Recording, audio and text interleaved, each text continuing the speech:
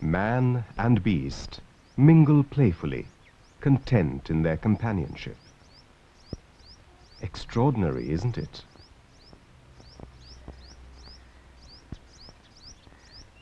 This could be a zoo in India.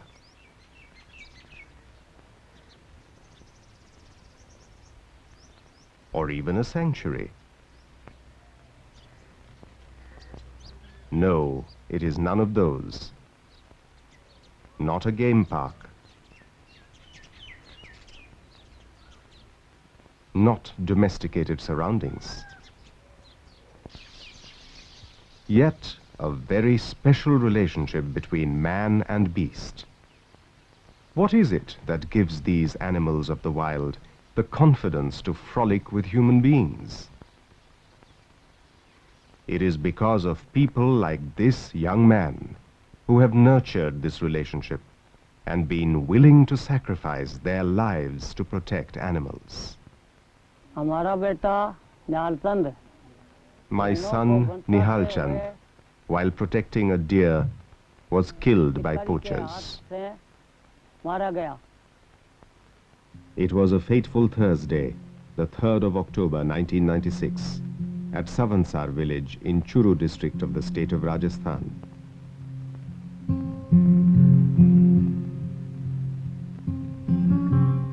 On the outskirts of the village, a small herd of deer grazed peacefully. Not for long, though. A party of poachers arrived. A shot rang out, and a deer fell to the ground.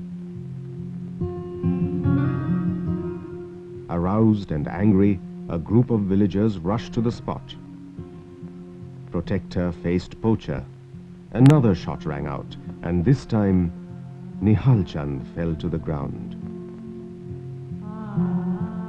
Hours later, the villagers gathered to mourn the dead and to resolve that the young man's sacrifice would not be in vain. Innumerable sacrifices have left a trail of grieving widows and families. Sampati Devi, widow of Nihal Chand Bishnoi, is one of them.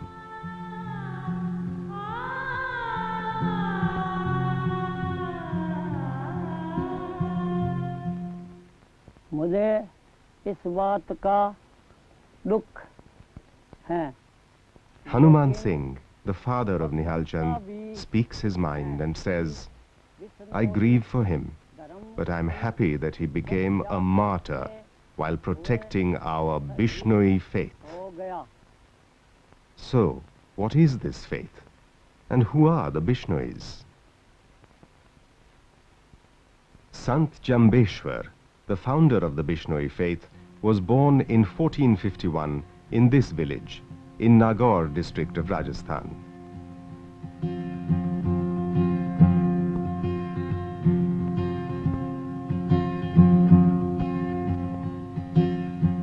Pipasar is proud of its most famous son, and the site of the house where he was born is now marked by a temple. From his early years, it was clear that Jambhoji, as he was then known, was exceptional. Every child in the village tended cattle and goats. So did the young Jambhoji. But his spiritual inclinations were soon evident.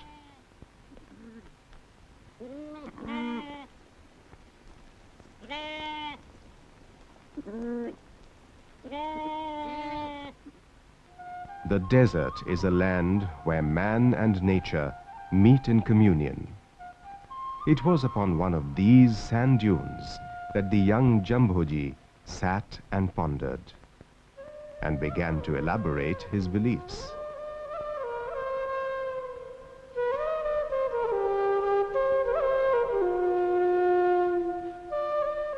The long years of meditation led to enlightenment and the dawn of a new religious sect. And so, a new faith was born.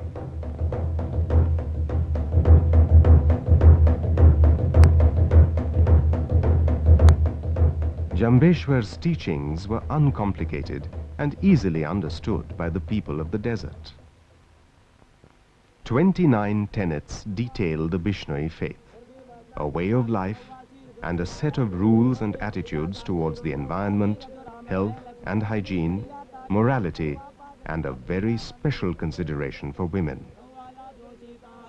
The believers, those wishing to enter the faith, became a part of the Bishnoi family in a simple ceremony of accepting water, the most precious commodity in the parched desert. Sant Jambeshwar commanded his followers to be compassionate towards all living beings, not to cut green trees and not to kill animals.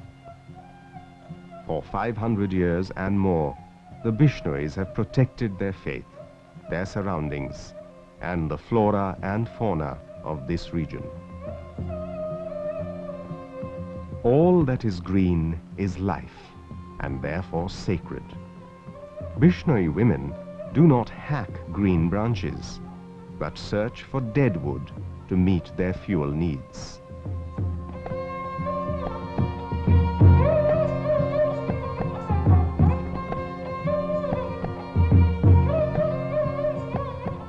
It is not easy. Home and hearth cannot be sustained on dead wood alone. The women spend hours every day, much more so than any other rural community, scooping up, preparing, and using cow dung cakes for fuel.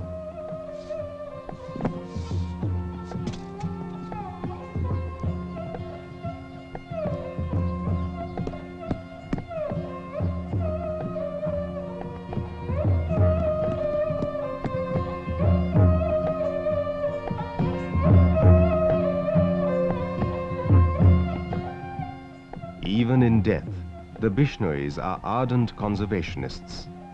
Despite their strong Hindu traditions, they do not cremate, but bury their dead. Perhaps a wood-saving device sanctified by the founder of their faith.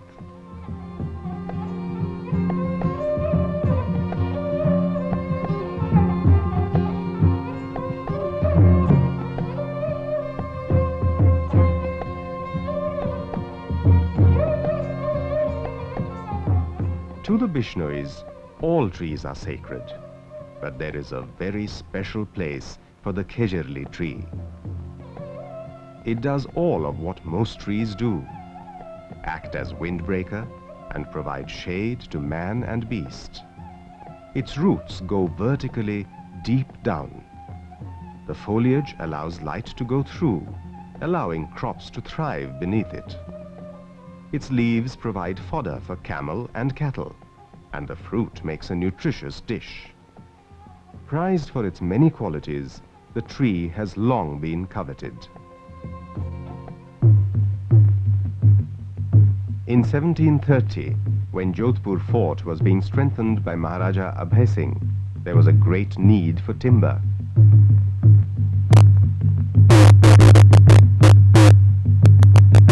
A large contingent of soldiers descended on Khejarli village, 20 kilometers from Jodhpur, intent on hacking the carefully nurtured Khejarli trees. In defense of their trees, the Bishnois demonstrated the power of their faith and a startling display of courage and conviction. One by one, Bishnoi women, led by Amrita Devi, stepped forward to embrace the trees to their bosoms, just as the Chipko movement was to do hundreds of years later. This was an act that was to cost them their lives, their heads hacked by the axes of the soldiers. As the news spread, Bishnois from 84 villages, men and women, old and young, headed for Kejerli with one thought. They would die, but not let the trees be cut. At the end of this bloody episode, 363 Bishnoi bodies lay on the ground. These martyrs are remembered in stone and in the hearts and minds of the people. Enshrined in popular memory are these images of a heartless ruler and a tenacious people. Hundreds of years later, the actual sequence of events is somewhat hazy. What is undisputed, though, is the spirit of the people to sacrifice.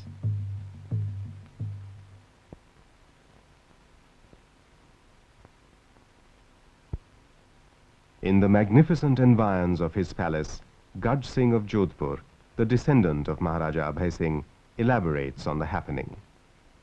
In Maharaja Ajit Singh's time, he had ordered some works to be carried out in the fort, and some wood was required. And I believe the officials were then told to collect wood. And apparently some incident did take place, which we have heard from childhood, and it is there in the oral tradition of the bards at Kejerli. In historic records, it is hard to pinpoint, but I believe that something must have happened, because one fact is there, is that the response of the Maharaja is reported that he immediately rushed to the spot and stopped everything, and the people were reprimanded who did it, and he exempted all Bishnoi villages which were on the revenue records from any kind of tree felling in their areas, as also any kind of killing or slaughtering of wild animals or hunting in those areas, which remained right through the times to when the states were merged. It is still respected, and Bishnois have been great champions because of that, of preserving their environment, the desert environment. The royal decree that was issued in the wake of the Kejerli incident was remarkably stern and made easier the self-ordained duty of the Bishnois of protecting animals. A typical Bishnoi village has always been a scene of harmony between man and nature, full of animals and birds. But the political and social environment is far more complex today, and the task of the Bishnois is increasingly difficult. Ram Singh, the General Secretary of the All India Bishnoi Association, says, अब भी आप जब मेरे से बात कर रहे हैं, यानी कि 26 फरवरी 1998 को, तो ये अखबार बता रहा है, मैं आपको even as we speak today, on 26 February 1998, in Bikaner district, 3,000 Bishnois have surrounded the police station at Bajju, demonstrating against the lack of action. There have been almost 25 incidents of animals being killed by poachers. The protest began 3 days ago. Despite the cold, the Bishnois are very determined, but the authorities are not cooperating.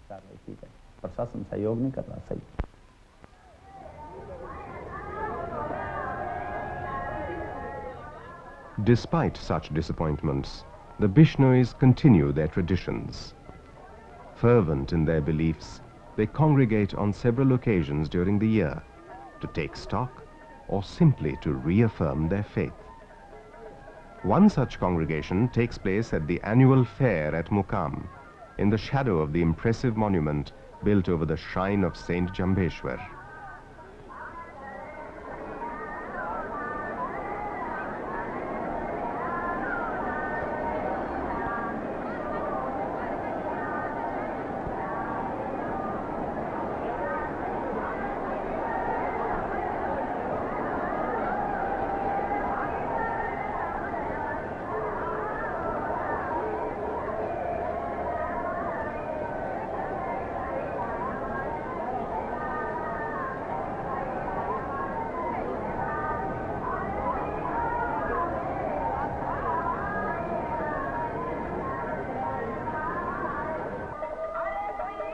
Through the day, the Bishnois stream in, the men in Spartan white, the women in resplendent colors, in a collective display of the togetherness of the community.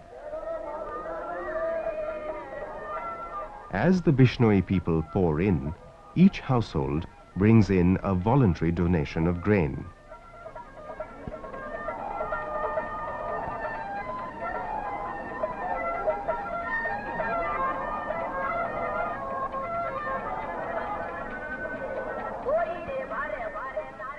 Willing hands sift the grain and store it in underground granaries till they begin to overflow.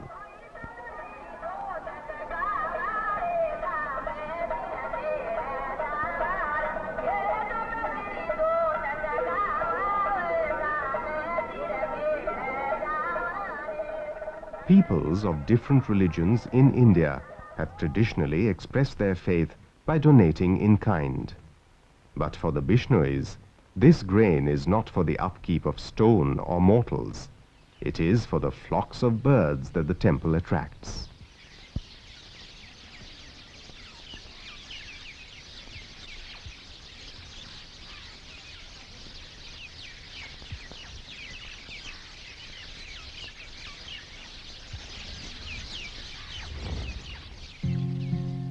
At every Bishnoi pilgrim center, sand dunes are lovingly created by the faithful, carefully molded. A fistful of sand, more than a token of belief.